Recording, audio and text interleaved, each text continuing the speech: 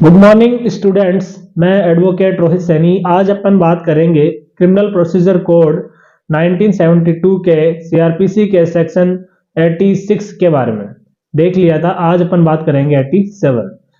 CrPC का 87 section क्या कहता है? सेक्शन ये कहता है समन के स्थान पर उसके अतिरिक्त वारंट को जारी किया जाना। अगर न्यायालय को यह ज्ञात हो जाता है कि जिस पर्टिकुलर पर्सन पे अपन क्या कर रहे हैं, समन जारी कर रहे हैं, वह व्यक्ति क्या हो जाएगा? भाग जाएगा।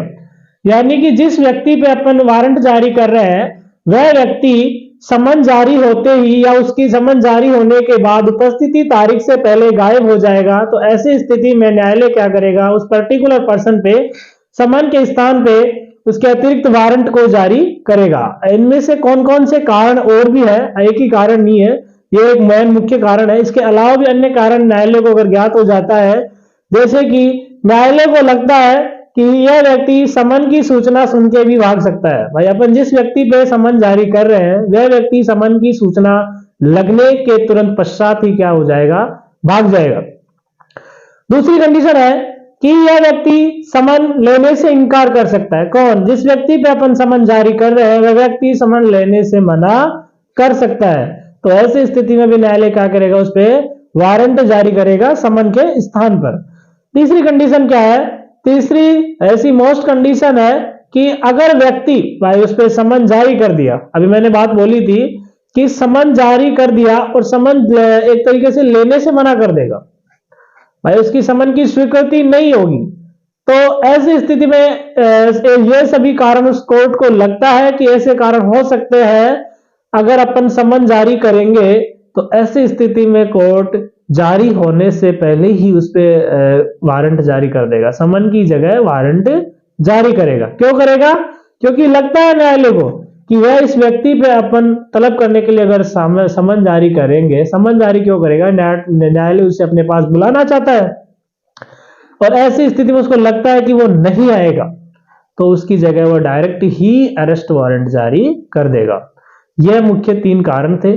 और इसमें एक मुख्य बात नोट में यह भी कही गई है कि जिस न्यायालय को समन जारी करने का अधिकार है वही न्यायालय वारंट भी जारी कर सकता है। वैसे इसमें पहले भी इस लाइन में पहले आ गया था, पहली वाली लाइन में, लेकिन वही न्यायालय क्या कर सकता है? वारंट जारी कर सकता है। लेकिन इसमें एक महत्वपूर्ण बात यह भी है कि न्यायालय के विवेक अधिकार पे भी कई बार निर्णय होते हैं।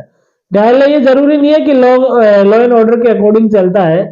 कई बार अपने विवेक को काम में लेते हुए भी वह फैसला देता है कि न्यायालय को लगता है कि वह भागेगा नहीं, उसको लगेगा कि नहीं भागेगा। अब और सिचुएशन ऐसी कह रही है कि भाग सकता है, न्यायालय के विवेक पे है। न्यायालय के जो अधिकारी होते हैं न्यायालय में बैठे हुए, उन अधिकारियों के विवेक पे है कि वह किस प्रकार का फैसला देंगे।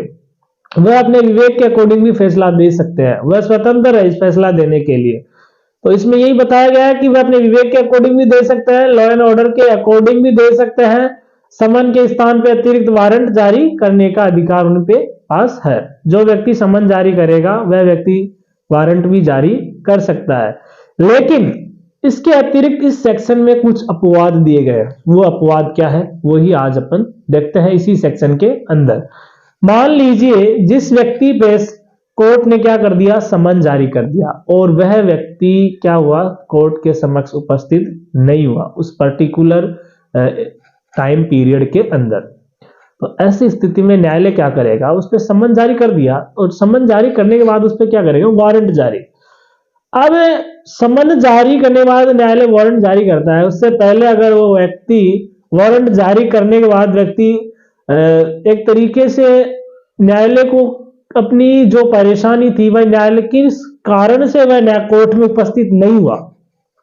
भाई कोई किसी भी, ये जरूरी नहीं है कि हर एक पर्सन की एक छुपने की आदत होती है। कई व्यक्तियों की ऐसी भी सिचुएशन हो जाती है जो सिचुएशन देखेंगे कि वह व्यक्ति अपनी उन सिचुएशंस को समझाते हुए न्यायालय को संतुष्ट कर देगा ना, तो न्यायालय मान लेगा हाँ कि ये रियल में किसी परेशानी में था और यह कोर्ट के समक्ष उपस्थित नहीं हो पाए, तो उस पर वारंट जारी नहीं करेगा।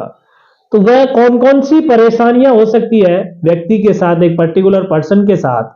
पहली परेशानी हो सकती है या तो वह स्वयं बीमार हो गया हो, इतना गंभीर बीमार हो गया कि उसके पास एक तरीके से साधन नहीं है जाने के पास, और दूसरी बात उसके साथ क्या हो गया, उसको कोर्ट उससे कोर्ट तक जाने के लिए एक तरीके से उसके पास एनर्जी नहीं है।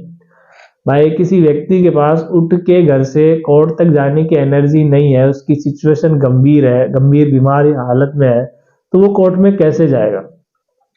कि अगर वो न्यायालय को एक बात तो यह है कि वो संतुष्ट कर देता है कि मैं बीमार था, इस कारण से मैं कोर्ट के समक्ष उपस्थित नहीं हुआ।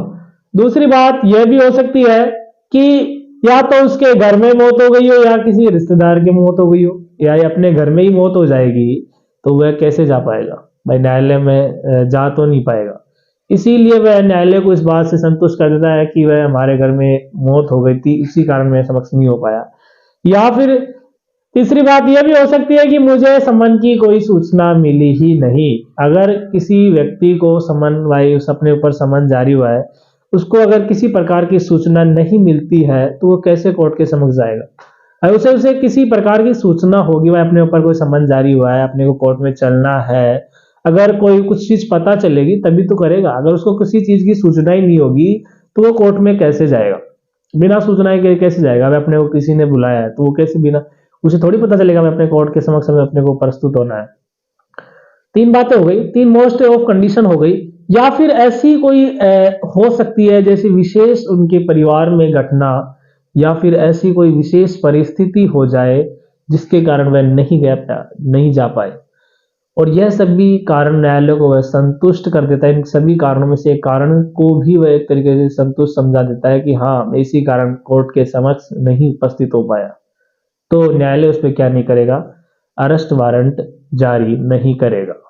तो इस सेक्शन में यही मोस्ट बताया गया है कि अगर जिस व्यक्ति पे समन जारी किया जा रहा है वह व्यक्ति क्या होता है, एक तरीके से भगोड़ा होता है। भाई न्यायालय को लगता है कि ये भाग सकता है, भाई अपन इस पे समन जारी करेंगे और यह व्यक्ति भाग जाएगा, तो और न्यायालय को इसको पुख्ता एक तरीके से ज्ञान हो जाता है, तो न्यायालय अपने विवेक के अकॉर्डिंग और लॉ एंड ऑर्डर के अकॉर्डिंग क्या कर सकता है? उस पर अरेस्ट वारंट जारी कर सकता है। जरूरी नहीं है करेगा, कर सकता है, मैं बोल रहा हूं कर सकता है, नहीं भी कर सकता, समन भी जारी करके छोड़ सकता है। कई सिचुएशंस होती है जिसमें न्यायालय ओनली समन जारी करता है, फिर पहले समन से देख लेता है, अगर समन से नहीं आता है तो फिर वारंट जारी करता है। तो ये सेक्शन इतना ही बता रहा है कि न्यायालय को अगर यह संदिग्ध हो जाता है कि यह व्यक्ति भाग सकता है या फिर समन लेने से मना कर सकता है या फिर कोई अन्य एक तरीके से समन को जारी होने के बाद उसकी सूचना मिलने पर एक तरीके से गायब हो जाएगा, तो ऐसी स्थिति में न्यायालय अपने पास बुलाने के लिए सीधा वारंट जारी करेगा। यही है इस सेक्शन के अंदर, इतना ही बताया गया है। Thank you so much Rocky law department से जुड़ने के लिए। हैव नेक्स्ट टाइम, जल्दी मिलेंगे।